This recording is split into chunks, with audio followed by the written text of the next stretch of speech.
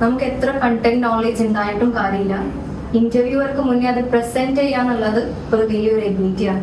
So അതിന് നമ്മൾ എന്ത് ചെയ്യാം, നമ്മൾ തന്നെ സ്വയം കമ്മ്യൂണിക്കേഷൻ സ്കിൽസ് ഡെവലപ്പ് ചെയ്ത് കൊണ്ടുവരാന്നുള്ളത്. കോഴ്സ് കഴിഞ്ഞു, എക്സാം എഴുതി പാസ്സായി എന്ന് വെച്ചിട്ട് പഠിക്കാതിരിക്കരുത്, പഠിച്ചുകൊണ്ടിരിക്കുക. കാരണം ഒരുപാട് ഓപ്പണിങ്സ് ഉണ്ടെങ്കിലും അവർക്ക് വേണ്ടുന്നത് മോസ്റ്റ് ടാലന്റഡ് ആയിട്ടുള്ളവരാണ്.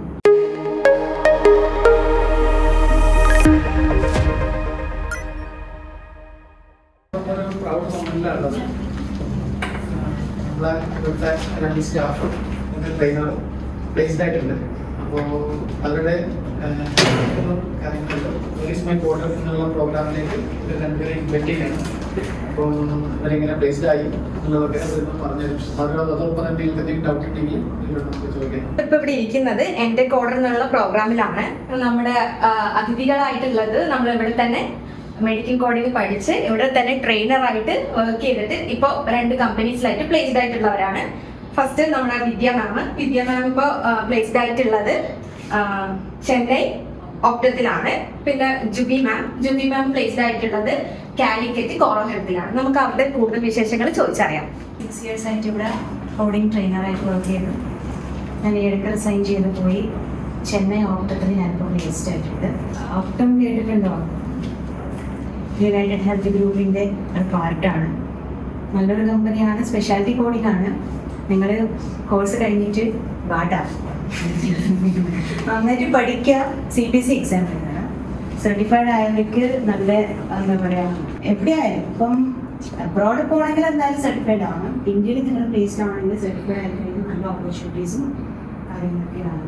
നോൺ സർട്ടിഫൈഡ് ആയി കഴിഞ്ഞ് കഴിഞ്ഞാൽ ഓപ്പർച്യൂണിറ്റീസ് ഉണ്ട്, പക്ഷെ കുറവാണ്. കമ്പാരിറ്റീവ്ലി കുറവാണ്, പാക്കേജ് കുറവാണ്. പിന്നെ വെയിറ്റ് ചെയ്യണം. കുറേ കാലം വെയിറ്റ് ചെയ്തിട്ട് എപ്പോഴെങ്കിലും ഒരു ഓപ്പർച്യൂണിറ്റി കിട്ടിയാലായി. അപ്പോൾ മാക്സിമം നിങ്ങളുടെ സർട്ടിഫൈഡ് ആയിട്ട് തന്നെ പ്ലേസ്ഡ് ആവാൻ കേട്ടോ. പിന്നെ കോഴ്സ് കഴിഞ്ഞു, എക്സാം എഴുതി പാസ്സായി എന്ന് വെച്ചിട്ട് പഠിക്കാതിരിക്കരുത്, പഠിച്ചുകൊണ്ടിരിക്കുക. കാരണം ഇൻ്റർവ്യൂസിൽ നല്ല ടഫ് ഇൻ്റർവ്യൂസ് ആക്കുന്നുണ്ട്. ഞാനിപ്പോൾ ഒരുപാട് ഓപ്പണിങ്സ് ഉണ്ടെങ്കിലും അവർക്ക് വേണ്ടുന്നത് മോസ്റ്റ് ടാലന്റഡ് ആയിട്ടുള്ളവരാണ്. അപ്പോൾ നിങ്ങളുടെ സബ്ജക്ട് നോളജ് നോക്കും. 80% ക്വസ്റ്റ്യൻസും അനാട്ടമിൽ നിന്നാണ് വരിക, ടെർമിനോളജിയിൽ നിന്നാണ് വരിക. ബാക്കി 20% പ്രോജക്റ്റ് ബേസ്ഡ് ആയിരിക്കും. അതായത് ICT പ്രോജക്റ്റാണ്, ICT എന്ന് ചോദിക്കും. CPT പ്രോജക്റ്റാണ്, CPT എന്ന് ചോദിക്കും. നന്നായിട്ട് പഠിക്കണം. കമ്മ്യൂണിക്കേഷൻ റെഡിയാക്കണം. നിങ്ങൾക്ക് ഡെയിലി ഇംഗ്ലീഷിൽ ഒരു 5 മിനിറ്റെങ്കിലും വന്ന് ഇവിടെ നിങ്ങൾ എന്തെങ്കിലും ടോപ്പിക് സബ്ജക്റ്റ് തന്നെ പ്രസൻറ്റ് ചെയ്ത് നിങ്ങൾ കമ്മ്യൂണിക്കേഷൻ റെഡിയാക്കുകയാണെങ്കിൽ, കാരണം കമ്മ്യൂണിക്കേഷൻ ഇല്ലാത്തത് കൊണ്ട് മാത്രം റിജക്റ്റായി, നല്ല സബ്ജക്റ്റ് ഉണ്ടായിട്ടും കമ്മ്യൂണിക്കേഷൻ ഇല്ലാത്തത് കൊണ്ട് റിജക്റ്റായവർ കുറേ പേരുണ്ട്. അപ്പോൾ ആ ഒരു സിറ്റുവേഷൻ നമ്മൾ കാടിയിൽ വരാൻ പാടില്ല. അതിന് വേണ്ടിയിട്ടാണ് നിങ്ങൾക്ക് എപ്പോഴും ട്രെയിനേഴ്സ് നിങ്ങളെ കൊണ്ട് പറയിപ്പിക്കുന്നത്. നിങ്ങളത് മെയിനായിട്ട് ഫോക്കസ് ചെയ്യണം കേട്ടോ. നിങ്ങളിപ്പം CPT അല്ലേ, CPT ഒരുപാട് ഹാർഡ് വർക്ക് ചെയ്യാനുണ്ട്. നന്നായിട്ട് പ്രിപ്പയർ ചെയ്യുക, പ്രാക്ടീസ് ചെയ്യുക, പഠിക്കുക. All the best. ഞാൻ പ്ലേസ് ആയത് കോറോ ഹെൽത്തിലാണ്. കാലിക്കറ്റ് ആണ് പ്ലേസ്ഡ് ആയത്. ബട്ട് നമ്മളിപ്പം ട്രെയിനിങ്ങിന് വേണ്ടി മാത്രം കൊച്ചിയിലേക്ക് പോയിട്ടുണ്ട്. സോ ഇന്റർവ്യൂ ബേസ് ആയിട്ട് പറയുകയാണെങ്കിൽ മിസ് പറഞ്ഞ കാര്യം തന്നെ എനിക്ക് പറയാനുള്ളൂ. നമുക്ക് എത്ര കണ്ടന്റ് നോളേജ് ഉണ്ടായിട്ടും കാര്യമില്ല. ഇന്റർവ്യൂവർക്ക് മുന്നേ അത് പ്രസന്റ് ചെയ്യാന്നുള്ളത് ഒരു വലിയൊരു എബിലിറ്റിയാണ്. സോ അതിന് നമ്മൾ എന്ത് ചെയ്യാം, നമ്മൾ തന്നെ സ്വയം കമ്മ്യൂണിക്കേഷൻ സ്കിൽസ് ഡെവലപ്പ് ചെയ്ത് കൊണ്ടുവരാന്നുള്ളത്. നിങ്ങൾക്ക് അവിടെ എത്രമാത്രം കണ്ടന്റ് നോളേജ് ഉണ്ടെന്നല്ല അവർ നോക്കാം, നിങ്ങളുടെ കോൺഫിഡൻസ്, നിങ്ങൾ കണ്ണിൽ നോക്കി സംസാരിക്കുന്നുണ്ടോ. നമ്മൾ ചിലപ്പോൾ വിറക്കുന്നതിൽ ഉണ്ടാവുമായിരിക്കും, പക്ഷെ അത് നമ്മൾ മാത്രം അറിഞ്ഞാൽ മതി. അവർ നമ്മൾ മുന്നിലിരിക്കുന്ന ഇന്റർവ്യൂവർ അത് അറിയാതെ നോക്കാന്നുള്ളതാണ് മെയിനായിട്ട് അവർക്ക് വേണ്ട സ്കില്ലുള്ളൂ. ബാക്കിയുള്ള എല്ലാ കാര്യങ്ങളും A മുതൽ അവർ നമുക്ക് ട്രെയിനിങ് പീരീഡിൽ പറഞ്ഞു തരും. ഞാനിപ്പം ട്രെയിനിങ്ങിന് കയറിയിട്ടുണ്ട്, ഒരു 10 days ആയി കയറിയിട്ട്. സോ നമുക്ക് എല്ലാ ഗൈഡ് ലൈൻസും A മുതൽ സ്റ്റാർട്ടിങ് തൊട്ടിട്ട് നമ്മുടെ കൺവെൻഷൻസ് മുതൽ അവർ നമുക്ക് പഠിപ്പിച്ചു തരും. പിന്നെ ബാക്കി വരുന്നത് നമ്മൾ ഏത് പ്രോജക്റ്റ് ആണോ ചെയ്യുക അതിൻ്റെ ബേസ് ചെയ്തിട്ടായിരിക്കും ഗൈഡ് ലൈൻസ് തരാം. ഓക്കെ, സോ എല്ലാവരും ഇപ്പം തന്നെ തുടങ്ങാം. ഇന്റർവ്യൂവിന് വേണ്ടിയിട്ടുള്ള സ്കില്ലും കാര്യങ്ങളൊക്കെ ഡെവലപ്പ് ചെയ്ത് തുടങ്ങാം. So all the best. നമുക്കിതൊരു Q&A സെഷൻ ആയിട്ട് സ്റ്റാർട്ട് ചെയ്യാം. നിങ്ങൾക്ക് എന്തെങ്കിലും ഡൗട്ടും കാര്യങ്ങളും ഇന്റർവ്യൂ റിലേറ്റഡ്, ക്വസ്റ്റ്യൻ റിലേറ്റഡ് ഒക്കെ എന്തെങ്കിലും ഡൗട്ട് ഉണ്ടെങ്കിൽ ചോദിക്കാം. ഓക്കെ, എന്തൊക്കെ ക്വസ്റ്റ്യൻസ് ആണ് ഇന്റർവ്യൂവിൽ ചോദിച്ചത്? അപ്പൊ ഇന്റർവ്യൂ ടോട്ടൽ എത്ര റൗണ്ട്സ് ഉണ്ടായിരുന്നു? എൻ്റെ കമ്പനി ഫോറോ ഹെൽത്ത് ആണ്. എൻ്റെ HCC പ്രോജക്റ്റ് ആണ്. അതായത് ICD കോഡിങ് മാത്രം, CPT ടച്ച് ചെയ്യില്ല, ICD കോഡിങ് മാത്രം. സോ ഞങ്ങൾക്ക് ഇന്റർവ്യൂവിന് 2 റൗണ്ട്സ് ഉണ്ടായിരുന്നു. ഒരു അസസ്മെന്റ് റൗണ്ട്, പിന്നെ ടെക്നിക്കൽ റൗണ്ട്. അസസ്മെന്റ് റൗണ്ട് എന്ന് വെച്ചാൽ റിട്ടൺ എക്സാം ആണ്.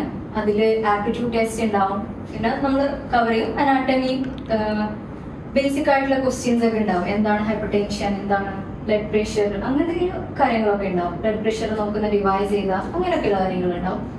ബേസിക് അനാട്ടമിയും ആൻഡ് ICDയിലെ ചില ഗൈഡ് ലൈൻസും കാര്യങ്ങളൊക്കെ അതിൽ കവർ ആവും.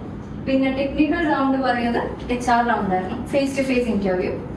അപ്പം അവരും അതിൽ ബേസിക് ആയിട്ട് നമ്മൾ പഠിക്കേണ്ട കാര്യം സെൽഫ് ഇൻട്രൊഡക്ഷൻ ആണ്. അതിൽ തന്നെ അവർ നമ്മളെ 90% അസസ് ചെയ്ത് കഴിയും. Okay, self introduction. അതിൽ നിങ്ങൾ ഒരിക്കലും ഫാമിലി ഇൻക്ലൂഡ് ചെയ്യരുത്.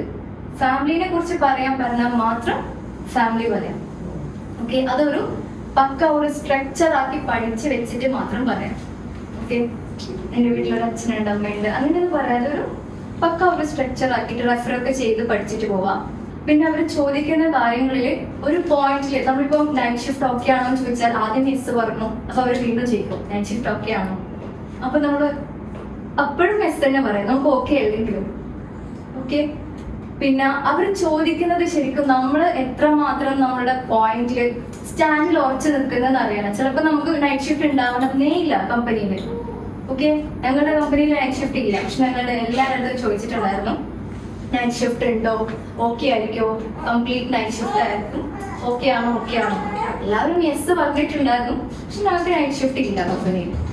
ഓക്കെ, അതുപോലെ തന്നെ ഞാൻ നേരത്തെ പറഞ്ഞത് കണ്ടന്റ് നോളജ് എത്രയുണ്ടെങ്കിലും പ്രസന്റേഷൻ ആണ് അവർ നോക്കാം. ഓക്കെ, അറിയാത്ത കാര്യങ്ങൾക്ക് വെറുതെ ടൈം വേസ്റ്റ് ചെയ്യാതെ ഐ ഡോണ്ട് നോ എന്ന് പറഞ്ഞാലും അവരത് നെഗറ്റീവായിട്ടൊന്നും എടുക്കില്ല. ഓക്കെ, പിന്നെ ആൻസേഴ്സ് എപ്പോഴും ബ്രീഫ് ആൻഡ് ക്രിസ്പ് ആക്കി വെക്കാം. വളരെ ചുരുക്കി ക്വസ്റ്റ്യന് മാത്രം ആൻസർ ചെയ്യുന്ന രീതിയിൽ പറയാം. കഥ പറയുന്നത് പോലെ പറയാതെ എന്താണോ അവർ ചോദിച്ചത് അത് മാത്രം. ഓക്കെ, നമ്മളൊരു പ്രൗഡ് മൊമെന്റിലാണ് ഉള്ളത്. നമ്മുടെ ട്രെയിനേഴ്സ് പ്ലേസ്ഡ് ആയി, അതുപോലെ നിങ്ങളുടെ ഡൗട്ടും കാര്യങ്ങളൊക്കെ ക്ലിയർ ആയി എന്ന് വിചാരിക്കുന്നു. അപ്പൊ ഇവരെ വിലയേറിയ സമയം നമുക്ക് വേണ്ടി സ്പെൻഡ് ചെയ്തതിന് 2 പേർക്കും നമ്മുടെ കണ്ണൂർക്കാരുടെ വക ഹൃദയം നിറഞ്ഞ താങ്ക്സ്.